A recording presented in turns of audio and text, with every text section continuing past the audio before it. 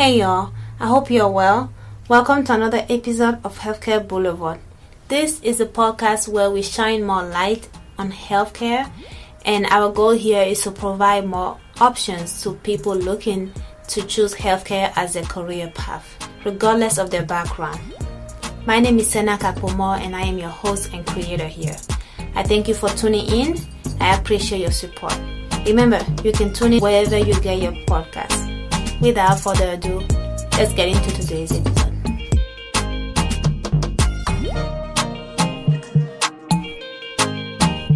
Hello, good evening, and if you're anything like me, it is nighttime where you are. But welcome back to Healthcare Boulevard. I am back on the mic. It's been a little while. It's just been a series of interviews over here for a little bit, which I'm very happy about because I try to focus on the interviews for you all, but I do want to sort of revert the wheels a little bit and complement some of those interviews. Today, I'm going to complement exactly the last episode and talk about MRI Tech. For starters, I did recently create an IG page for Healthcare Boulevard. So if you look up Healthcare Boulevard on IG, you will find me there. I have all of 0 followers right now because it is a very new page.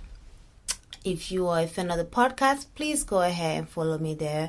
I'll try to keep that page, just a fun little nips of things. I've also created a LinkedIn page for those who are Healthcare Boulevard fans. That is all the little news on the Healthcare Boulevard side of the world. I hope you and yours are well. But let's dive into this. Let's do it, yeah? So MRI Tech. Let's start with what is an MRI technology. So I was happily corrected last time off the mic, but I still want to mention it because I appreciated her for correcting me. As I made the mistake of calling, because it's MRI Tech, right? Tech can be technologist or technician, and I had originally addressed her as MRI technician on one of the couple takes we had to take for her introduction because we were having some technical issues, and her being as nice of a person as she is, took the opportunity to correct me before we, went on for another take. So it is MRI technologist. So the MRI, what is an MRI? MRI stands for magnetic resonance imaging. So what that is essentially is just like an Xray. It's another form, another modality of imaging that allows healthcare professionals to take a look inside what's happening in your body in a way that we won't be able to look at with just our naked eyes. And much like every screening test or screening imaging out there are certain things that is great at and there are certain things that is not necessarily required for, right? So some of the things that MRI does great, not that this is required for the profession, but it's some information that it won't hurt to know. Is it sort of gives you information that an X-ray wouldn't give you, right? So let's say you're an orthopedic, for example, which MRI will be used a lot in that field. Is somebody comes in with the pain of some sort, after the conservative method of action in treating that person, your next thing when you're like, okay, let me really see what's happening there, right? That I'm not able to see with my physical exam and history is X-ray. It's easy, it's cheap, it gets the work done, it gives you a look at the bone spaces and all of that. But if that all seems clean and the person is still complaining of pain after conservative treatment, you gotta see what there is, because again, the X-ray is only gonna give you so much. It won't be able to show you much of the soft tissues, and that's where the MRI comes in place, and it's very good at giving you soft images and looks at soft tissue. My bad. But anyway, that is way deeper than I should have gone into what an MRI is used for. So now that you know what an MRI is, it's, the word magnetic is in there. And if you hear and listen to my interview with Melissa from last time, you remember her mentioning that, she has to do, there's a procedure that she has to do before she gets the patient into the machine, because it's magnetic. Anything with metal in the patient or on the patient will be problematic, and will, can be fatal. And so she has to do her due diligence, and all the MRI technologists, my bad, again, there I go again. MRI technologists have to do their due diligence, so that's part of their job. So I'll give you a dry definition of what an MRI technologist does. So they situate patients who were prescribed an MRI for various reasons, right? So a doctor prescribed an MRI to try to look into the patient for whatever the patient may be presenting with. And the prescription goes to the MRI technologist, who then performs the exam. Just like a Xray tech who will do the X-ray, but we'll focus on MRI tech today.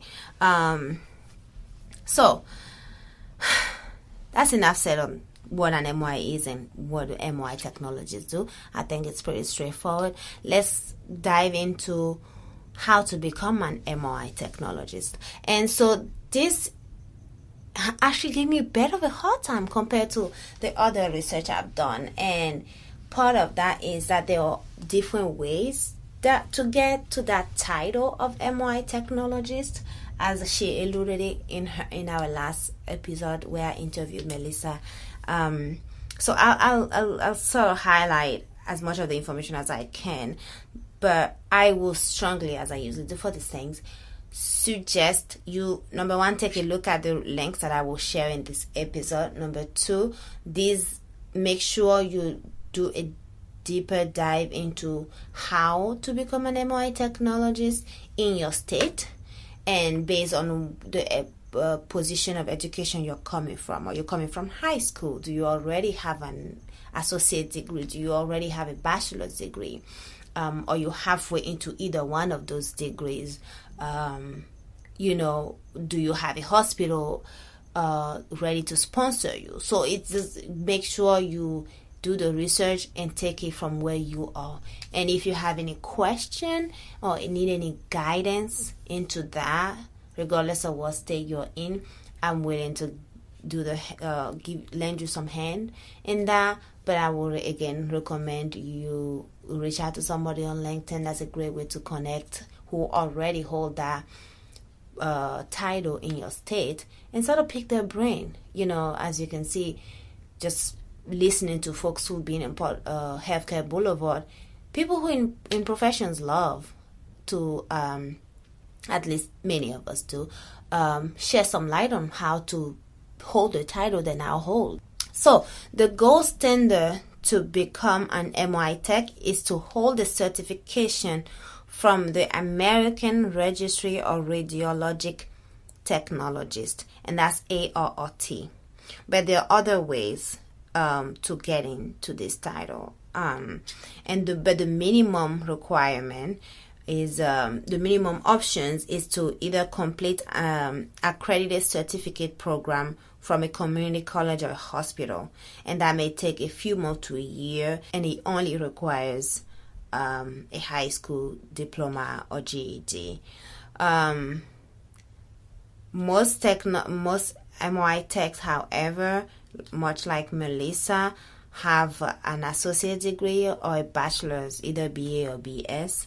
And of course, the supervisory roles are available based on experience. Now let's dive in deeper. That's just a general. So the gold standard way is to hold a certification from ARRT, right? But there are other ways to get there. That's not the requirement, right? It's not the only way to go. And like I was saying, this give me a bit of a hard time because it's not like boom, boom, boom, 1 + 2 is 3, right?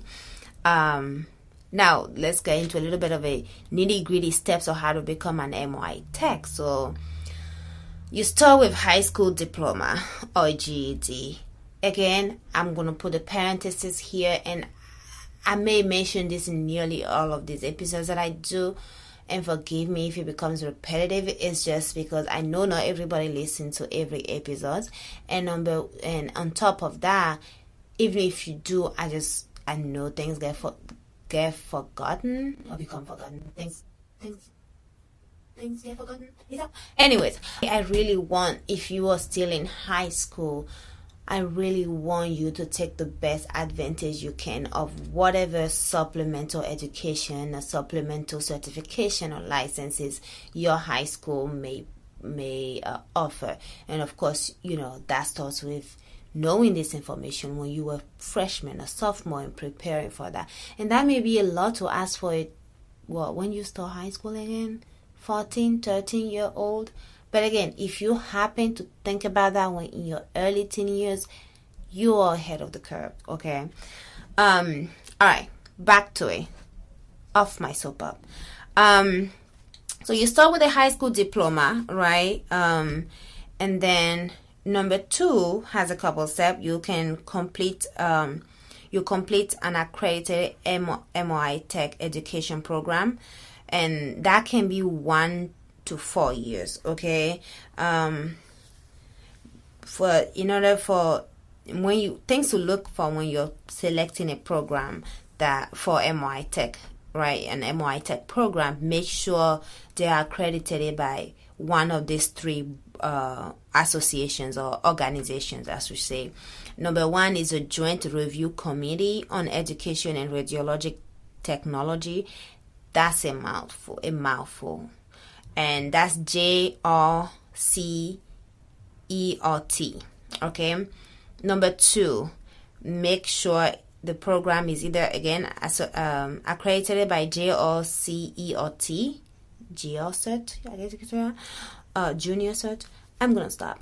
Or number 2, accredited by American Registry of Magnetic Resonance Imaging Technologies, AMRIT. Or lastly, by Commission on Accreditation of Allied Health Education Program, CAAHEP. So make sure once you are looking at an MRI Technologies programs to attend and enroll, make sure they're accredited by one of those organizations. 2, complete the clinical work experience. Okay, so this is optional, and the reason it's optional is because if you are pursuing an ARMRIT certification, you may substitute that for education. Again, do deeper research into that if you are interested in this profession. Step 3 is to obtain your certification. The timeline varies depending on what organization you are getting the certification from. And here's the thing with this: the certification, unlike most healthcare professionals and CNA, LPN, PA, trust me, MD, and so forth, the certification is not required. I'm sorry, the licensor is not required, but a lot of employers ask for it or prefer it, or more drawn to employees who have it, or better yet, applicants who have the licensor. So, it's not required, but get it. And so I found that to be interesting because this might be the first healthcare professional title that the certification, the licensure is not required. And again, I'm pretty sure it sounds like, I should say, I'm not in that field, so I'm not going to make assumptions or projections, but it sounds like once upon a time that option was really an option wherein you get it just to have it on your resume and look shinier, and then over time more employers started preferring that, and so slowly it became still not required but strongly recommended. An example, if you're in the nursing realm, you can think of an RN, for example. I know an associate degree RN is still equally capable as a BSN, bachelor degree in nursing, for an RN, but a lot of employers prefer bachelor's degree, especially in hospital settings. And I've had people in my close circle who did an associate degree and then ended up doing the bachelor's degree. But the thing is, you already have the RN. The bachelor's degree is not required, but it's definitely give you full attention from employers once you have it, let's put it that way, and take away your limitation. Okay, so that's about it for how to become an MRI. Okay, licensure. So there are some states where license is required, and those states include New Hampshire, New Mexico, North Dakota, Oregon, Tennessee, and West Virginia. Every other state is not required, but again, strongly encouraged to get it. So let's sum that up before I move on. We talk about what an MRI Tech is, and the steps to how to become an MRI Tech. Remember, make sure when you're looking for programs that they're accredited by the three organizations that I talk about, and that is the JRCERT, the AMRIT, or the CAAHEP. What I'm going to do is, for sure, this part I'm going to put in my description so that you don't have to try to remember this if you're interested. And once you're in the program and you finish the program, clinical work may be required. But if you are getting the accreditation from ARMRIT, you may not need the clinical work. You can substitute for education. But again, that depends. And then, of course, a licensure, which is not necessarily required, but strongly encouraged to obtain. And the timeline for all of that varies depending on which route you're going, whether by a hospital, a community college, or otherwise. Now, MRI salary, okay, and outlook. So there was an article that Melissa actually shared with me. Thank you, Melissa, for that. I appreciate it. From MTS, and I'll share that article. They put the salary at $73,000 about BLS, and when it comes to salary, I always go to the BLS as one of my options at the very least, and they put the salary at $63,000 a year, about $30,000 per hour. And I talked about an RN here earlier, so I'm gonna go ahead and compare that briefly. On BLS.gov, RN salary is $75,000 and $36 an hour. So you can make that comparison. Again, that's another profession where you can get to with an associate degree.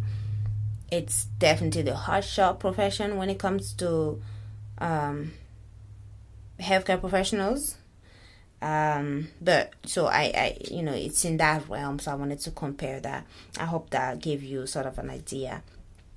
And it has similar growth, because it's the growth is 9% just as RN. So again, gives you an idea.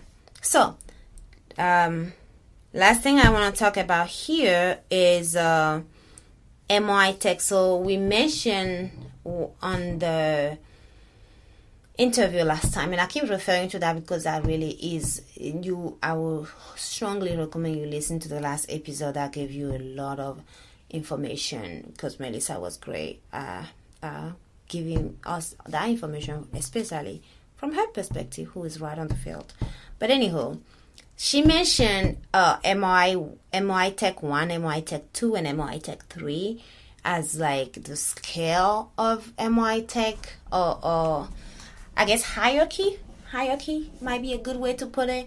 And so I wanted to touch a little bit on that. From my research, from what I saw, it's very much what she mentioned is that these titles, MRI Tech 2, 3, are not necessarily, they are not rigid definition of what an MRI Tech 1, MRI Tech 2, or MRI Tech 3 is, right? So it really depends.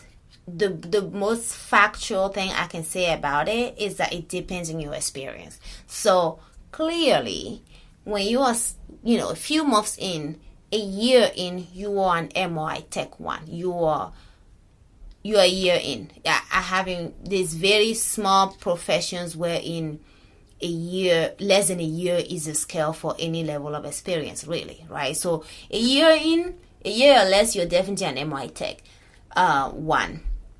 There have been positions, job postings. Some employers will consider somebody with year 2 MRI Tech 2, versus others will only consider people with 3 years of experience MRI 2. But definitely it seems across the board, year 1 MRI 1, and once you get to like year 4, you're pretty much MRI 3 across the board. So is that like, it's really that year 2 versus year 3, or you still MRI 2 or MRI 3? So, what that does, what is added in those, I guess job description and responsibility will be some of the differing thing besides just the title, of course. So you won't catch an employer putting supervisory positions and training responsibilities for an MRI Tech 1. How can you ask somebody who just is in the first year of being an MRI Tech to be training somebody else? They need to focus on getting as much experience as they can themselves. So that's, just like a clear-cut type of thing. And so it really depends on the experience. Some articles that I saw, just, some broad advice, I would say, is to really pay attention to the job description. So if the description is they give you like 8 bullet points, and they're like, and other responsibilities as assigned. So it's a good idea to sort of ask the employer while you're on interview what that means, and sort of get that a little clear cut, because the article suggests that it may just be the employer's way of, down the line giving you a lot more responsibility without, any increase in pay.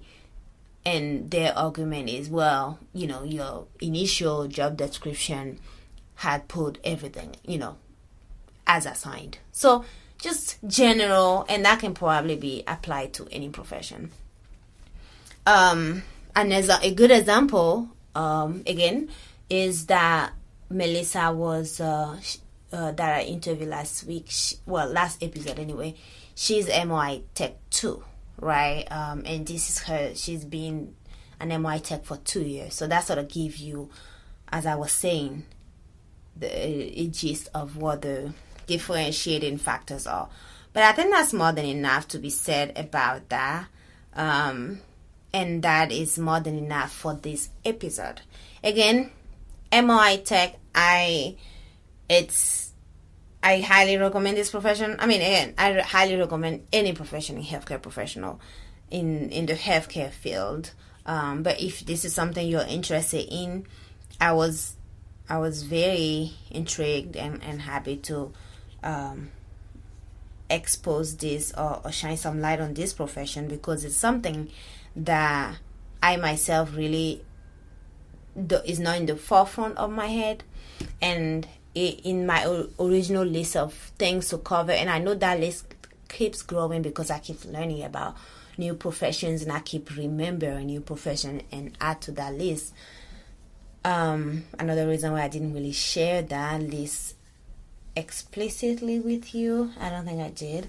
But anywho, it's one of those things that you don't think about. And the reason I say that, besides the fact that it's not something that wasn't on my own mind forefront, is I work with healthcare professionals of different background and different with different degrees and certification all day long. And since I've my interview with Melissa, I've sort of talked to them like, oh, have you heard about MRI Tech? Was that in your forefront when you were, deciding to become an LPN or CNA or MA? And most of them were like, no, I haven't. So, it's just, I guess, one of those professions that are hidden gems. So, if you are somewhere in your life where you are wondering what to do, how to get into the healthcare profession, I think this is another one that is a great addition to my series of, introductory positions and titles and professions into the field of healthcare. But I'm going to end it here and say thank you and buenas noches. Adios. All right, that's all I have for you today. Thank you again for joining me. I appreciate you. Please subscribe, follow, like, comment, and share. And stay blessed. Bye.